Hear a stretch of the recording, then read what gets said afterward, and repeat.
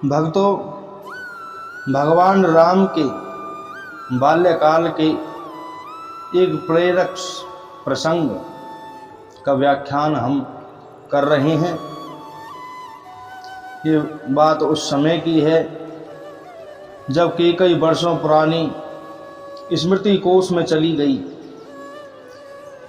उन्हें वह दिन याद आ गया जब वे राम और भरत को बाण संधान की प्रारंभिक शिक्षा दे रही थी। जब उन्होंने भरत से घने वृक्ष की डाल पर चुपचाप बैठे हुए एक कपोत पर लक्ष्य साधने के लिए कहा, तो भरत ने भावुक होते हुए अपना धनुष नीचे रख दिया और कैकेयी से कहा, माँ, किसी का जीवन लेने पर यदि मेरी दक्षता निर्भर है तो मुझे दक्ष नहीं होना। मैं जो निर्दोष पक्षी को अपना लक्ष्य नहीं बना सकता, उसने क्या बिगाड़ा है जो उसे मेरे लक्ष्य की प्रवीणता के लिए अपने प्राण गंवाने पड़े। कैकेयी बालक भरत के हृदय में चल रहे भावों को बहुत अच्छे से समझ रही थी।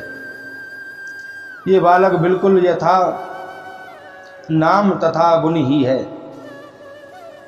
भावों से भरा हुआ है, जिसके हृदय में प्रेम सदैव विद्यमान रहता है। तब कैकेयी ने राम से कहा, पुत्र राम, उस कपोत पर अपना लक्ष्य साधो। राम ने क्षण भी नहीं लगाया और उस कपोत को भेद कर रख दिया था।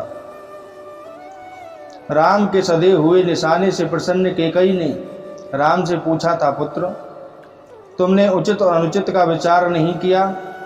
तुम्हें उस पक्षी पर तनिक भी दया नहीं आई? राम ने भोलेपन से कहा था, माँ, मेरे लिए जीवन से अधिक महत्वपूर्ण मेरी माँ की आज्ञा है। उचित अनुचित का विचार करना ये माँ का काम है। माँ का संकल्प, उसकी इच्छा, उसके आदेश को पूरा करना ही मेरा लक्ष्य है। तुम मुझे सिखा भी रही हो और दिखा भी रही हो। तुम हमारी माँ ही नहीं, गुरु भी हो।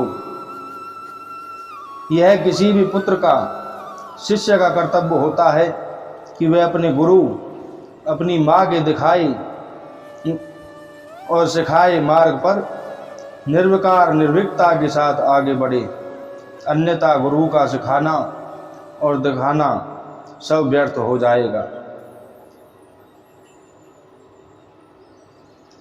कैकेयी ने आह्लादित होते हुए राम को अपने अंक में भर लिया और दोनों बच्चों को लेकर राम के द्वारा गिराए गए कपोत के पास पहुंच गई। भरत आश्चर्य से उस पक्षी को देख रहे थे जिसे राम ने अपनी पहली ही प्रयास में मार गिराया था। पक्षी के वक्ष में बाण घुसा होने के बाद भी उन्हें रक्त की एक बूंद भी दिखाई नहीं दे रही थी। भरत ने उस पक्षी को हाथ में लेते हुए कहा, माँ, यह क्या? ये तो खिलौना है। तुमने कितना सुंदर प्रतिरूप बनाया इस पक्षी का। मुझे ये सच का जीवित पक्षी प्रतीत हुआ था, तभी तो मैं इसके प्रति दया के भाव से भर गया था। माया के वशीभूत होकर मैंने आपकी आज्ञा का उल्लंघन किया, इसके लिए क्षमा प्रार्थी हूँ। तब कैकेयी ने बहुत ममता से कहा था, पुत्र मैं तुम्हारी माँ हूँ। मैं तुम्हें बाण का संधान सिखाना चाहती हूँ, वध का विधान नहीं। क्योंकि लक्ष्य भेद में प्रवीण होते ही व्यक्ति स्वयं जान जाता है कि किसका वध करना आवश्यक और कौन अवध्य है। किंतु स्मरण रखो, जो दिखाई देता है आवश्यक नहीं कि वह वास्तविकता हो, और ये भी आवश्यक नहीं कि जो वास्तविक हो वह तुम्हें दिखाई दे। कुछ जीवन संसार की मृत्यु के कारण होते हैं तो कुछ मृत्यु संसार के लिए जीवनदायी होती है। तब भरत ने बहुत नेह से पूछा था, माँ, तुम्हारे इस कथन का अर्थ समझ नहीं आया। हमें कैसे पता चलेगा कि इस जीवन के पीछे मृत्यु है या इस मृत्यु में जीवन छिपा हुआ है? वृक्ष के नीचे शिला पर बैठी हुई कैकेयी ने एक अन्वेषक दृष्टि राम और भरत पर डाली।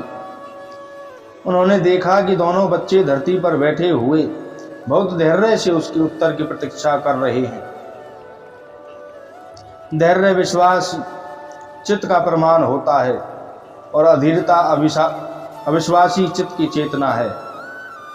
कैकेयी को आनंद मिला कि उसके बच्चे विश्वास चित्त वाले हैं।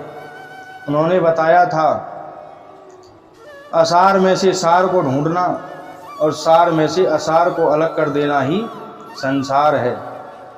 असार में सार देखना प्रेम दृष्टि है, तो सार में असार को अलग करना ज्ञान दृष्टि है। बेटा पुत्र, भरत तुम्हारा चित्त प्रेमी का चित्त है, क्योंकि तुम्हें मृण्मय भी चिन्ह में दिखाई देता है। और पुत्र राम, तुम्हारा चित्त ज्ञानी का चित्त है, क्योंकि तुम चिन्मय में छिपे मृण्मय को स्पष्ट देख लेते हो। राम ने उत्सुकता से पूछा, माँ, प्रेम और ज्ञान में क्या अंतर होता है? वही अंतर होता है पुत्र, जो कली और पुष्प में होता है। अविकसित ज्ञान प्रेम कहलाता है और पूर्ण विकसित प्रेम ज्ञान कहलाता है। हर सद्ग्रस्त अपने जीवन में ज्ञान, वैराग्य, भक्ति और शक्ति चाहता है, क्योंकि संतान माता पिता की प्रवृत्ति और निवृत्ति का आधार होते हैं। इसीलिए वे अपनी संतानों के नाम अपने व्याप्त गुणों के आधार पर रखते हैं। तुम्हारी तीनों माताओं और महाराज दशरथ को इस बात की प्रसन्नता है कि हमारे सभी पुत्र यथा नाम तथा गुण हैं।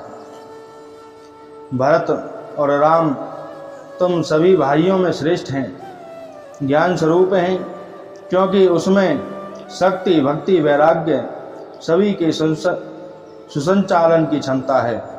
इसीलिए तुम सभी सदैव राम के मार्ग पर उसके अनुसार उसे धारण करते हुए चलना, क्योंकि वह ज्ञान ही होता है जो हमारी प्रवृत्तियों का सदुपयोग करते हुए हमारी निवृत्ति का हेतु होता है। बोल जय श्री राम, सीताराम, हरि बोल।